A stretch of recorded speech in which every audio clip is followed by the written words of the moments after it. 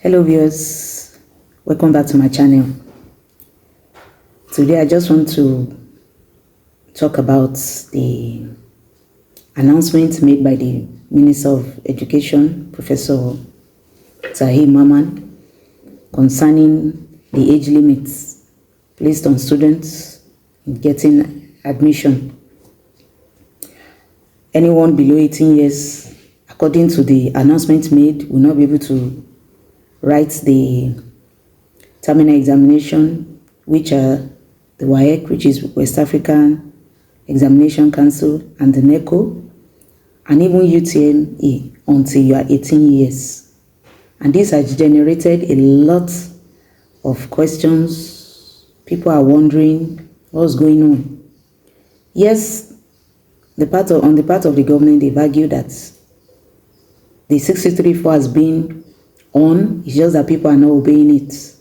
And they've given reasons like they want to curb the immaturity exhibited by students, maybe in their part 1 or part 2 years, the inexperience these students exhibit when they're in school, being young, naive, and engage in some practices that are not soothing to the ears.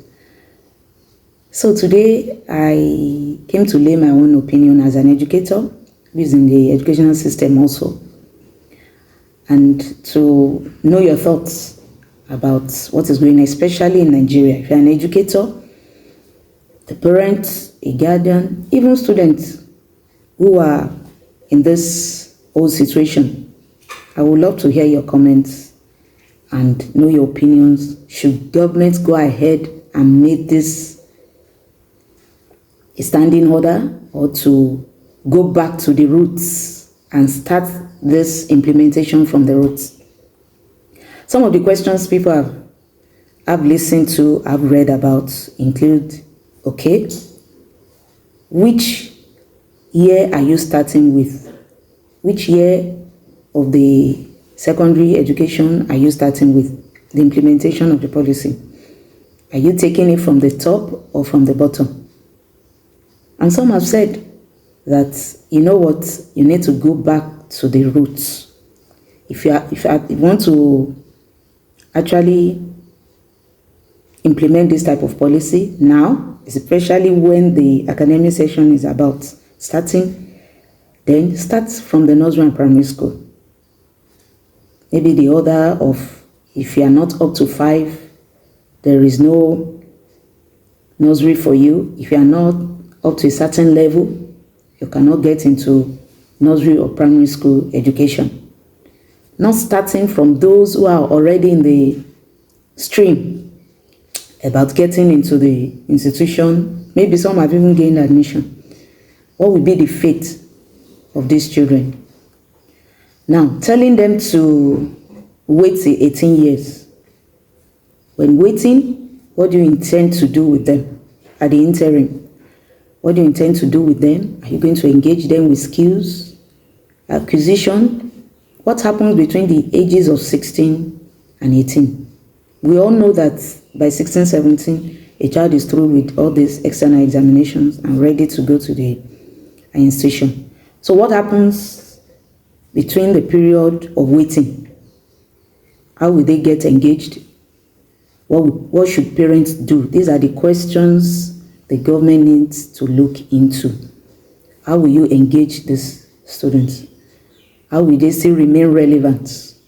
So many things. This is the issue of people getting into school early and people trying to get over their education and get into the labor force. The labor force will tell you at 21, you're supposed to be 21 and have 5 years experience. How does that work? It doesn't work. So by the time you're 18, you enter the university by 18. Definitely by 21, depending on the number of years you are spending for your course, 4 or 5 years, or even more than that, you discover that you are above.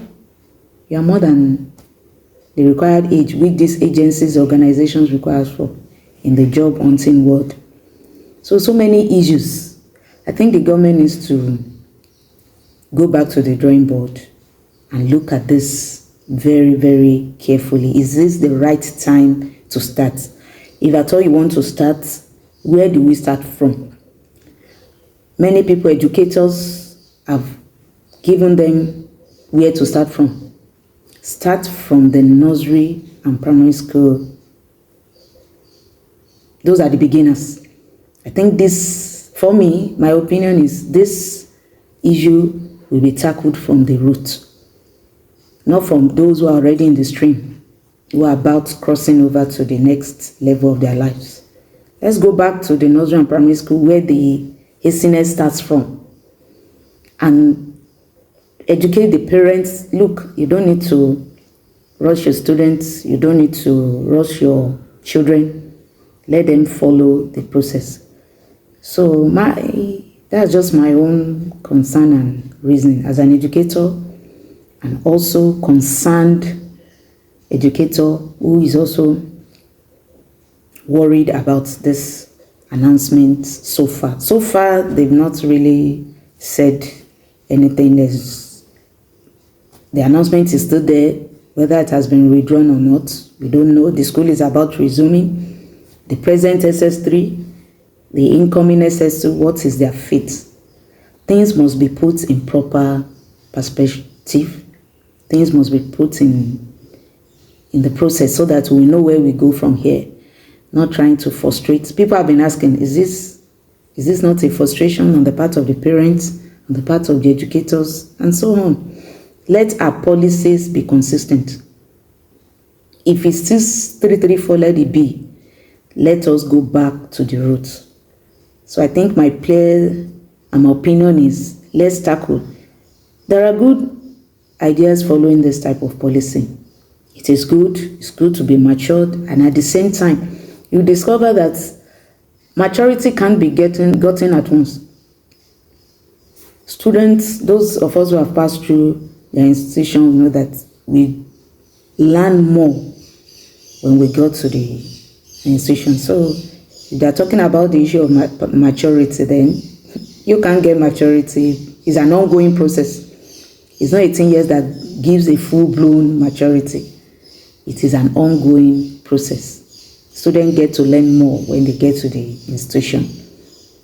Added knowledge are given unto them.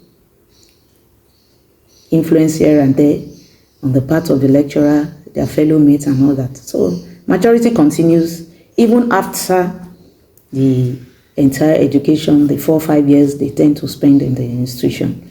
So let me know your thoughts. Let me know your opinions about this raging issue about our educational system in Nigeria.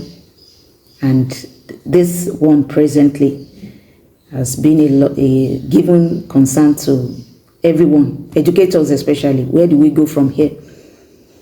Where do we move from here? School owners are confused.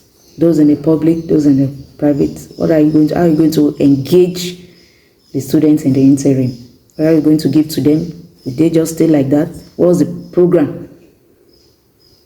What is the program the government is going to put in place? Okay, between this period of waiting, this is what you are going to do. Are they going to engage in a pre-degree program that prepares them for the real university education? So these are things that ought to be put in place, in my opinion. Let me know in the comments below your opinion, your fears, your worries. Let's continue this conversation and let's keep it going. All we want is the best for educational policy.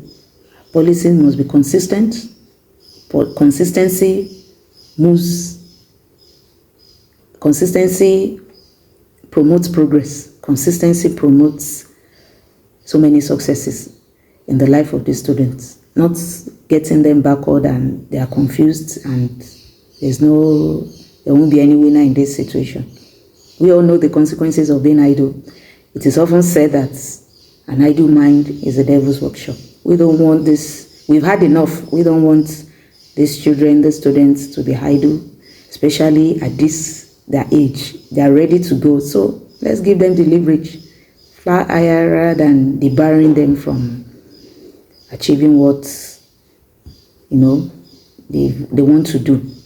So let me know your thoughts, your opinions, your candid view about this situation, especially in Nigeria. Let us know. As parents, you can make your comments known, and who knows, they are listening. Let's go back to the roots. That's my opinion this morning. Let us go back to the roots for the implementation of this policy, that everything flows well. Thank you for watching. See you next time. Bye-bye.